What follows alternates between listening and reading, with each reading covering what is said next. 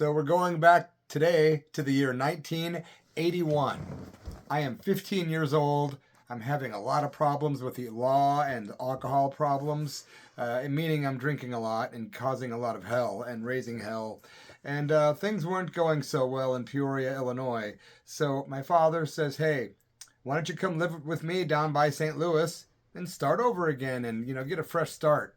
I'm like, okay. So I believe I started my sophomore year of high school late into the year. But I lived in a town called Venice, Illinois. Population 900.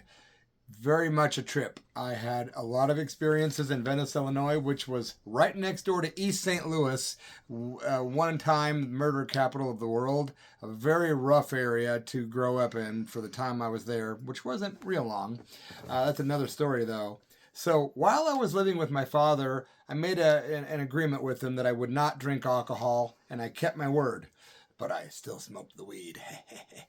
So anyway, the night comes when I'm going to a concert. There was a lot of concerts down in St. Louis, and my dad, cool enough, luckily, let me go to them.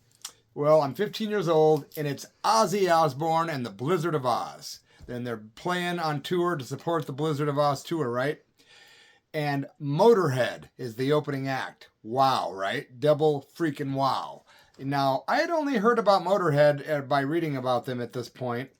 So to be honest with you, this was a night that blew my mind in more ways than one. And Motorhead was very heavy. I was already into the Sex Pistols, Plasmatics, Dead Kennedys, but I had never heard anything quite as heavy as Motorhead. And for those of you that are Motorhead bangers, you know Motorhead is one of the heaviest bands in the world. So I had no idea. I get dropped off at the Checker Dome in St. Louis on May 22nd, 1981. I get dropped off. I start walking around the Checker Dome, looking around. I'm way early. I see a tour bus parked by itself and decide, I wonder if this is the tour bus with Ozzy on it. And could it be? So I decided, why not? Brazenly enough, knock, knock. I go up to the tour bus. Again, there's nobody around this thing. A guy opens it. Hey, what's up? What do you need? I'm like, I'm here to see if I can meet Ozzy. I'm a big fan. And he's like, well, Ozzy, blah, blah, blah. And Ozzy's on the bus. Next thing you know, I hear Ozzy talking in his familiar style. And the next thing you know, the guy's in the stairwell talking to me. And he's like, what are you going to, you got something to get signed? And I pulled out my wallet and I had a card. And I had a card that I had from a joke shop. And I didn't know what it said at the time, right? I give it to Ozzy, or the guy gives it to Ozzy, who's sitting right behind the front seat. And the card says, are you stoned or stupid? Well, when Ozzy sees that, he starts laughing his ass off. And he's like, ah, ha, ha, ha, ha. Like probably thinking, this prick has a lot of nerve. But everyone knows Ozzy was really partying a lot at that time in his life. And I got to say, he was looking at me at that point between the seat and the bus, the side of the bus, that little crack there, like about this big. So there's Ozzy looking right at me, talking to me, signing my thing. And it's funny to note that Ozzy was fired from Black Sabbath for drug and alcohol use, yet the guys in Black Sabbath were all using drugs and alcohol. So I think it was a matter of Ozzy was just too much, but he was not coming off the bus, guys. I got the autograph. I was quite happy. 15 years old. Ozzy signed my card. I made him laugh.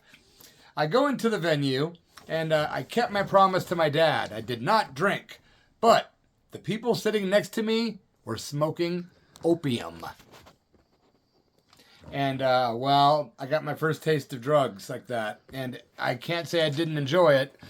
Whoo! I was in cloud nine. Next thing you know, here comes Motorhead. I'm high as a kite.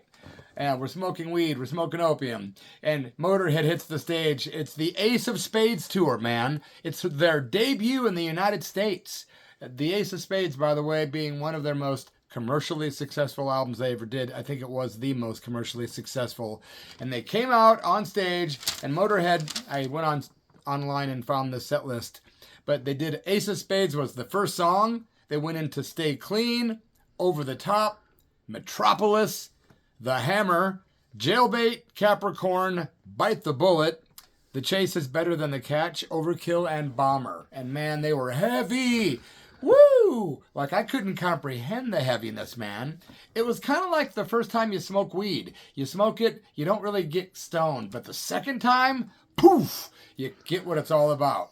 That's what Motorhead was like. It was like the gateway heavy band for me. And so it blew my mind. There's Lemmy up there on bass and vocals.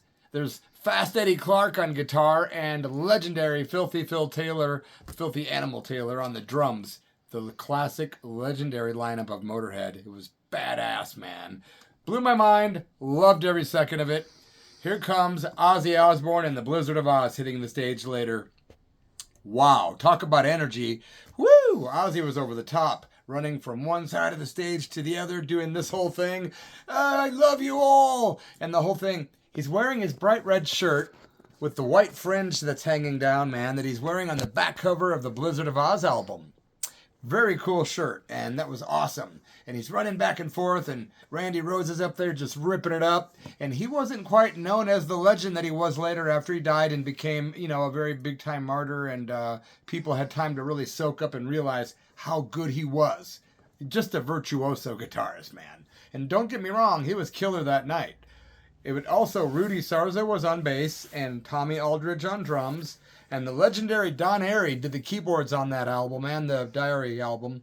He was contracted to play with Rainbow, so he couldn't play either one of those tours. So he wasn't there that night, but they had a guy named Lindsey Bridgewater who played keyboards on the first couple Ozzy tours.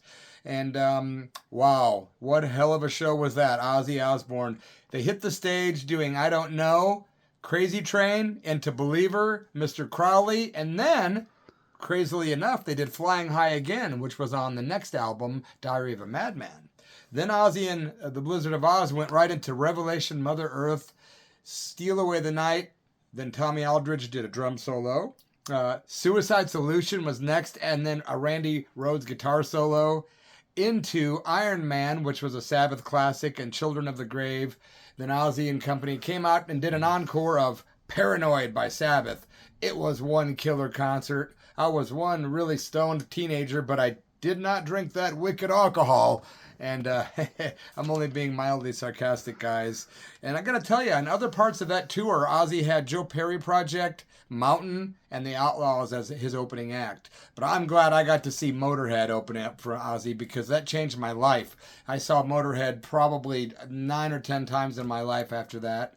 Probably each and every one a different story, and I got to meet Lemmy at the House of Blues many years later in Chicago. My friends, please give my channel a like and leave me a comment because I do comment back to everybody. Also, subscribe if you would. Please subscribe to my channel, and I'll be back in a couple days with another good story or two, including 20 questions with Bloody F Mess, as written by Sister Tracy. In the meantime, keep rocking, stay real, and stay clean. Cheers.